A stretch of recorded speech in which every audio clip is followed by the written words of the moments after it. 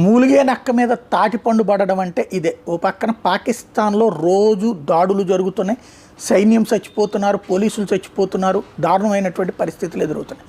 కరెక్ట్గా ఈ సందర్భంలో ఇమ్రాన్ ఖాన్ గ్రూప్ ఇప్పుడు రోడ్డెక్కింది, ఉద్యమం ప్రారంభించింది, పెద్ద ఎత్తున ఉద్యమం చేస్తోంది. ఇమ్రాన్ ఖాన్ని జైలు నుంచి విడుదల చేయాలి అన్నటువంటిది వాళ్ళ యొక్క ఉద్యమ సారాంశం. నిన్నటి నుంచి ఒక్కసారిగా రోడ్డెక్కినటువంటి ఇమ్రాన్ ఖాన్ మద్దతుదారుల యొక్క ఆందోళనలతో పెద్ద ఎత్తున స్పందన లభిస్తోంది. చివరికి సైన్యం, పోలీసులు ఎలా అదుపు చేయాలో తెలియట్లేదు. యాక్చువల్గా ఇమ్రాన్ ఖాన్ పార్టీకి గుర్తింపు లేకుండా చేసి మొన్నటి ఎన్నికలకి తీసుకువెళ్ళారు.